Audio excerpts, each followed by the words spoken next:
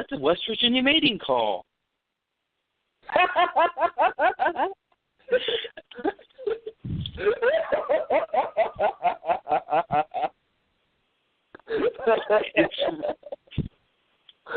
guess that's kind of bad for me to say. I don't even know I can't even clean that up. Welcome to our queer experience where I stick my foot in my mouth. Yes, welcome. We are talking about drugs, but not those kinds. Not quite those kinds. We're talking about mental health today. And Andre is ready to go with his feel-good pills. Happy pills. Is that what happy pills. Happy pills. There you go. Yes. So, yes. Go ahead and tell us about it real quick, bub. Oh, yeah. So I'm actually now on 2. But yeah, I take anti-anxiety meds. Sertraline, that's the chemical name because we aren't getting paid by any pharmaceutical company. We have no sponsorships from them, so I'll say the scientific name. Sertraline and bupropion are the 2 drugs I'm taking to help control my anxiety. And they are quite effective. Are you any meds? No, I'm not. Back when I was younger, for like 6 months, I was prescribed them, but it made me feel yucky, and I just stopped taking them. Did you say when you were 6 months? Like when you were a baby, you were prescribed?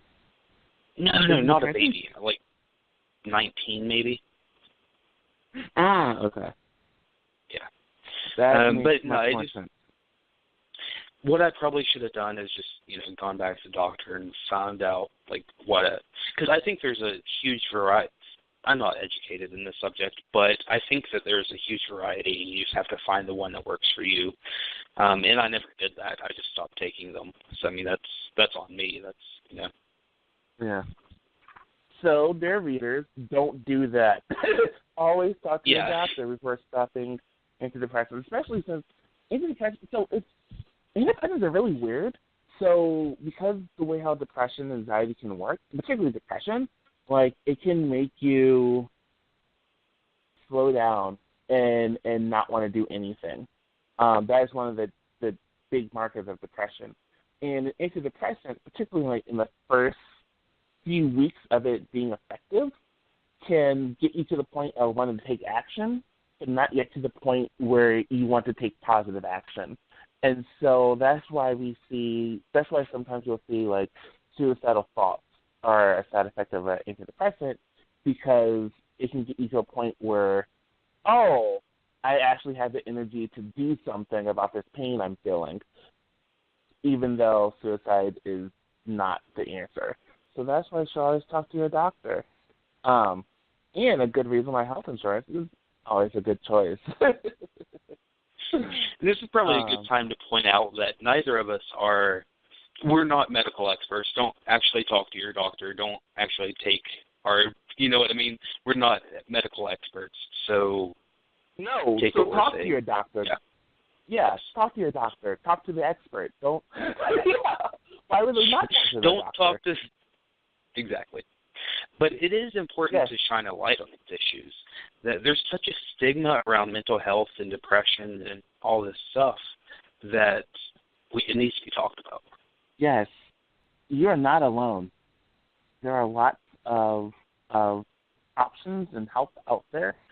So even stuff like talking to your doctor, your normal general practitioner, or if you're younger, your pediatrician or what have you, is a great place to start if you think you might have depression or anxiety or a different mental health issue. So I wanted to ask you, you were talking about depression. I wanted to ask you about seasonal depression. Where does this come in? What do you know about seasonal depression? Oh, yes, seasonal affective disorder. That is the technical name. Yes, I think it's slightly ironic that its acronym is SAD. But essentially, it's I know, right? I didn't even get that until you said it. Sometimes medicine is fun.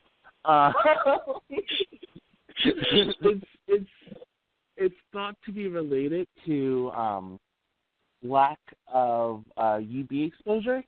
So that's why a lot of folks with seasonal affective disorder or with close, like have, or who have similar feelings, I would call it seasonal sadness, when it's not quite to the level of dysfunction, thought to be connected to lack of UV exposure, because in the winter there's less light, you know? Mm-hmm. I have great ties, strong ties to Scandinavia, and seasonal affective disorder is very, has a high prevalence of diagnosis up in the Nordic countries. Because there's less which sunlight? Makes sense. Yeah. Well, during the winter, there's a lot less sunlight. Like, when I was in Denmark for a semester, and, like, when I got there in January, the sun wouldn't come up until, like, 8:30-ish, and it would be down by 4:30-ish. So, yeah. I was ready for bed by, like, 8 p.m. My host family laughed at me. They're like, it's so early. Oh, is it? I mean, I get it. So what can one do about is seasonal depression something that you take meds for, or is it just, well, go hang out in the sun? Yeah. Well, if it's diagnosed by a mental health professional, so a psychologist or a psychiatrist, then they'll have recommended treatments. Again, we're not medical experts, but what I know about it, oftentimes treatments are you get there's certain bright lights that you can buy that can help replicate the same kind of effect that being in the sun can have, so that you use those, say, early in the morning or at night, probably better in the morning, to help give yourself added exposure. Yes, spending more time in the sun. I know in the Nordic countries, tanning beds are a big is a booming industry because of it, because they replicate that on a larger scale than most people can do in their homes. And then, of course, like with most things, having a strong social network, people who are physically in your life, is also very beneficial and helpful. Bruce? I'm just trying to blank. I'm sorry. No, that was you answered all my questions. Yeah, see what just happened there promotes anxiety. He disappeared and I got really scared. You think I muted you again? Yes. You can't do that. For those who don't know, because of technology, Bruce right now has the power to control whether I'm muted or not. And so we had some technical difficulties before recording, and I ended up being muted, supposedly not purposefully so. And, so when he disappeared, I thought I was muted. I thought I was put in a cone of silence or something. Well, I mean, teaches you to disagree with me. I don't know that you actually did disagree with me, but if you ever did. Exactly. And to see that's an example of my anxiety coming to fruition. Not to fruition, but to the surface. Because logically, it makes no sense for you to have muted me then. But because anxiety is something I struggle with, that's my first thought was, I'm being shut out because I'm doing something wrong. I'm a bad person. Like, so it could be like that's just a small way of how it manifests itself. Sure. Let's break down anxiety real quick. So it often goes hand in hand with depression, but when you hear it described, it doesn't sound the same. Yeah. So they go hand in hand in that anxiety can often lead to depression and depression-like symptoms. Depression can result in increased anxiety, but they're definitely different things. They're treated similarly, but as my doctor was telling me, like, if I had depression and anxiety was a result of depression, then I could, through treatment and medicine, probably eventually get to the point where I no longer need pills. But because I have anxiety that leads to the depression, with anxiety, you tend to have to need the pills for a prolonged, if not lifelong, time. It's a way of thinking. It's hard to describe. I feel like with anxiety, I'm afraid of myself and I'm afraid of the world and myself in the world. But when I'm experiencing, Are you afraid of screwing up, or are you afraid of someone hurting you, or is it even that describable? I'm perpetually afraid that I've screwed up. So not that I'm screwing up, but that I have screwed up. And that anything I do or say will only make it worse. I'm sorry, I don't mean to trivialize any of this. No, go for it. This is why we're having this episode, right? We can ask exactly. questions and explore it. So is it the social ramifications that you're afraid of? Like how other people will respond to you having screwed up, even if you haven't, but you think that you have?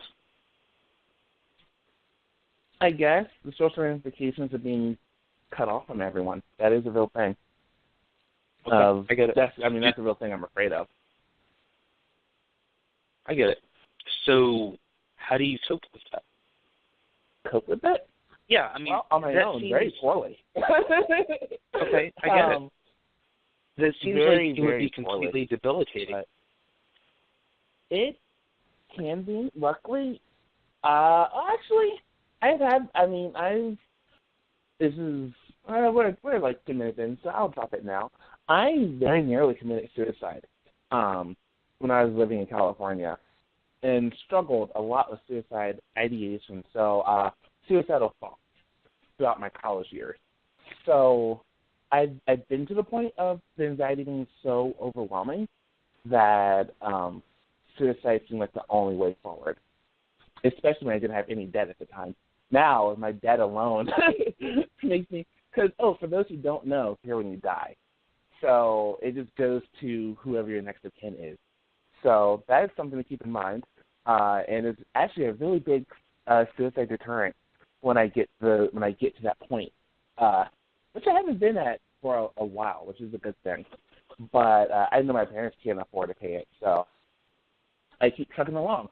But, I started with counseling, and I was in counseling for, about 3 years before I started adding the medication to it. And is it I've been on the something that medication since 2014. I'm sorry? So is it something that can be cured? I put that in air quotes even though you can't see it. Is it something that can be fixed? I can hear the air quotes in your voice. Okay, that sounds great. Or is it going to be a lifelong thing? It can be treated, and I'm treating it. I think depression is something that can be, quote-unquote, cured, and I think anxiety can be managed. But I think for most folks, it's something that we're going to struggle with, or at the very least, have bouts of struggles with throughout time. I don't know. Have you ever thought you might have had depression or anxiety or a different kind of mental health issue, Chris? Well, it's funny that you mentioned that, and I'll go into my background in a bit, but I still want to unpack this. So this kind of answers your question. How does one? I answer your question with another question. That's how I do this. But how does one? So what you're describing it's a common thing. That's part of the human experience. But yeah, it's probably important to note that the clinical anxiety is amplified to the nth degree. But how do you? So if I get a little nervous in public and whatever, how do I not go to my doctor? Oh, I need anxiety medicine. You know what I'm saying? How does that tie together, and also how does that affect the stigma around this subject? Oof, those are big questions. Those are big, right? I'm sorry.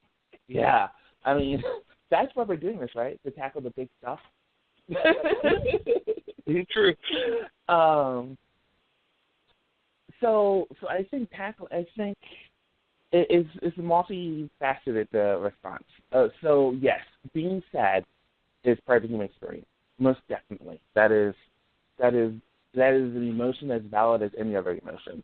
And anyone who's seen Inside Out knows that, right? What a great movie. But it can get to the point where you almost feel paralyzed by it. Like, so for me, my anxiety, if I get off my medication, which happens from time to time because I am a broke grad student, I get to the point where I can't really focus or concentrate. I lose motivation to do anything.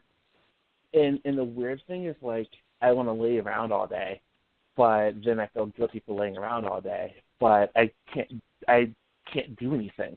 I can't even watch, like, YouTube or Netflix. Like, I just lie on my bed, usually in the dark, just struggling with my thoughts and trying to figure out how I'm going to move forward. It makes school very difficult, and it made work very difficult. So, yeah, that's the kind of the difference. If it's paralyzing, if it's all-consuming, if it gets to the point where it's interfering with your day-to-day life, that's the time when you need to talk to your doctor. Now, given my own biases and background with psychology, I will say that the first step should always be talk therapy, to go see a therapist, whether it be a counseling psychologist or a clinical psychologist or a social worker or a psychiatrist or some mental health professional. Go see them, go start talking with them, and they can say, like, oh, I think talk therapy is good for you right now. Or they can say, so when I moved to Cincinnati, my therapist was like, I can try to work with you, but just in the few months we've been trying to work together, you're at a point where nothing I can say and none of the work we do in here can really be all that effective until you start taking medicine. That would get you to the point where talk therapy can actually help you. And so that's what made me finally start taking anti-anxiety meds. So that's kind of my journey to meds. In terms of stigma, that is an episode to itself. I think, mental health is just like physical health, only you can't usually see it. Perhaps if someone has something that's more pronounced like Tourette's, or they suffered a traumatic brain injury and you know about that in their history, or they have some other kind of mental health disease or disorder that manifests itself through big behavior publicly. It's people like, oh yeah, that person needs to go see some help. They're crazy, blah, blah, blah. But for someone who's suffering in silence, which for depression and anxiety, that's what a lot of it is. It can be hard, especially when you talk to folks and be like, I'm nervous all the time, and I'm kind of freaked out by everything. And folks just be like, oh, you need to get over that, you know? That's not helpful. Right. And I was told that a lot growing up, like, stop being such a worrywart, like why are you so concerned about everything? Like, why don't you trust people? Like, why do you think just all the bad stuff is going to happen, blah, blah, blah, blah, blah. And it wasn't until it got really bad in college, in my time in California, that I finally got to the point where I stopped therapy.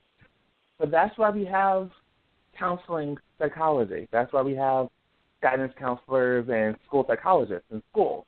It's there for wellness as much as it is to help with dysfunction, right?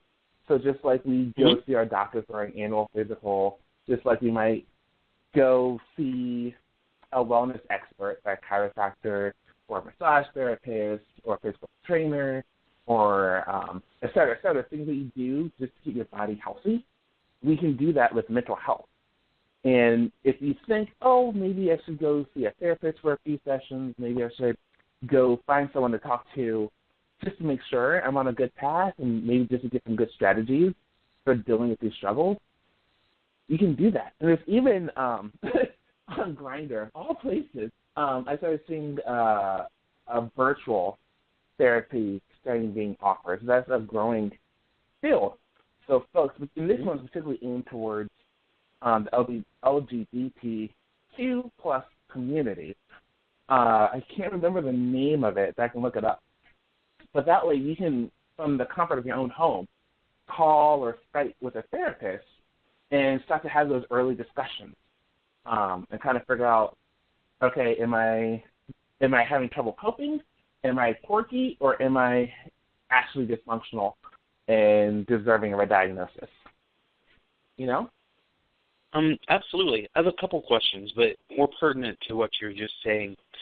So if someone, say someone, they think that they do want to talk to somebody, but they don't really think they can afford it, does insurance usually cover it? And what if they don't have insurance? Are there free resources that people can go to?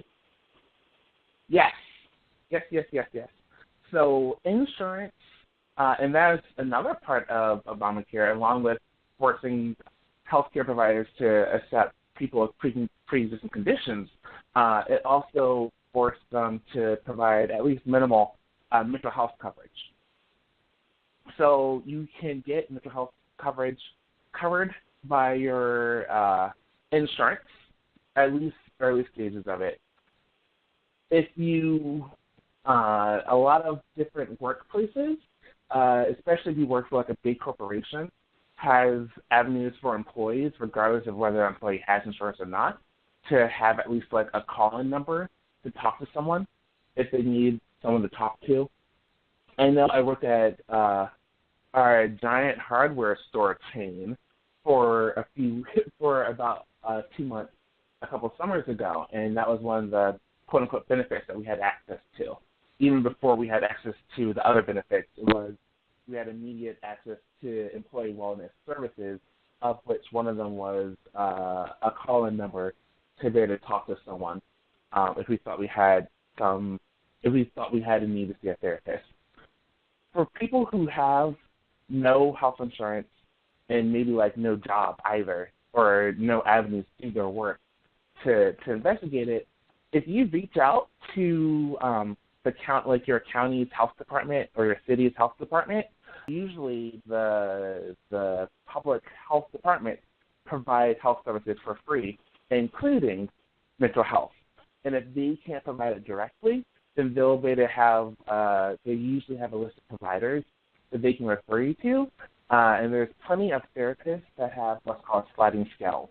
So it's they look at your income, they look at what you have, and they adjust what you owe based off of that. So I've heard of some therapists going as low as $5 a session. And if you see a therapist, say maybe once a month, then $5 a month to help your mental health doesn't seem like that big of an investment, right? You're paid more than that for pills to help your body. Paying $5 a month to help your mental health is a pretty good thing. Absolutely. I think what you're saying is very important. I also wanted to add something on top of that. We're talking a lot about anxiety and depression and these things, but suicide is a very real thing that we need to mention real quick too. It is something that you can't necessarily just wait till the health department opens. And in our time, even though we have limited time left, I wanted to talk about the Trevor Project real quick. If you're listening to this podcast right now, you're having suicidal thoughts, give them a call. I'll even give you the number right now. It's toll free. It's 866-488-7386.